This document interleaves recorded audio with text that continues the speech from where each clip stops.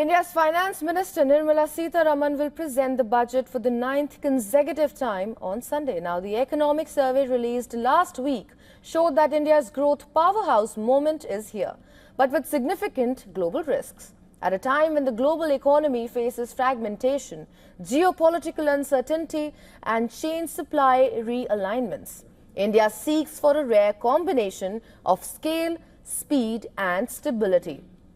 While this year's economic survey was more like a warning of global risks wrapped inside a package of good news, it made one thing clear: India's growth is more structural now than cyclical. The survey has set the tone for the budget. It has upgraded the potential GDP growth to above 7%. That is well above global growth average of 3%. Developed economies are pegged to grow at 2% and emerging nations average around 4%. Now, the survey highlighted that the services sector is growing about 9% and is making India the world's digital back office. Other key readings showed manufacturing is accelerating above long-term averages. The investment momentum is strong and domestic demand remains resilient. Last year's personal income and GST tax cuts are set to boost demand further. Now, India has focused on broader reforms to attract global investors.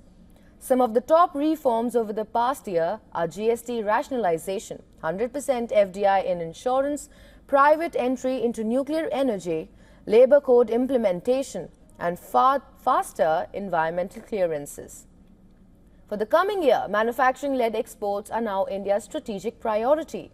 Expectations are that the budget will create long-horizon opportunities in electronics, autos, pharma, defense, chemicals and industrial clusters. Infrastructure, including roads, railways and ports, are set to be the backbone of the next investment cycle. To support new tech investments, India is also looking at rapidly expanding digital and logistics corridors. Indian stock markets will be open today. The stage is set for a special trading session on the budget day, despite it being a Sunday. Investors will have a chance to react immediately to the announcements in the budget. All eyes are now on the budget and the policy announcements. Will the salaried class get more tax breaks? Will the government move away from its tradition and bet on something new? Well, for answers to some of those burning questions, stay tuned as WION brings you a detailed coverage of the budget with the voices that matters. Well, with India's budget set to be announced on February 1st, that is today, there is a lot of buzz going around about what expectations are there. Now, we spoke to some experts on what announcements could come in the budget. Well, listen in. Tax reform, inverted duty structure, and finally, we need to reform, and actually Jan Vishwas bill has gone a way forward, but faster dispute resolution and legal reforms are need of the matter. So overall, yes, it's a tough environment internationally, but crisis is always an opportunity when we talk about India, and this crisis, these geopolitical conditions, they warrant a reform-oriented budget. Well, there is a lot of hope that the budget will bring in some measures which will help the markets.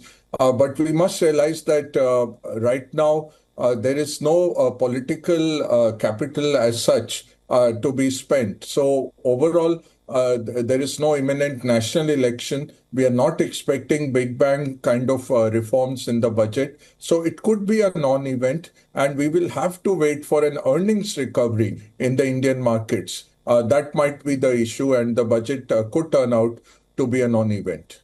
When you talk about infrastructure in terms of the building of roads and railways as well as defense, but as far as roads and railways go, I think it's pretty well known that India needs to improve in the areas, in the rural areas of India. So I think there is a lot to be gained there. I also think that there's a lot to be gained in the area of manufacturing, particularly with electronics.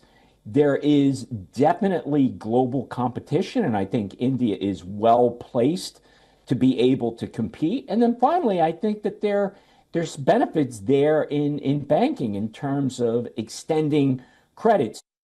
way the government looks at fiscal deficit, that perspective has changed.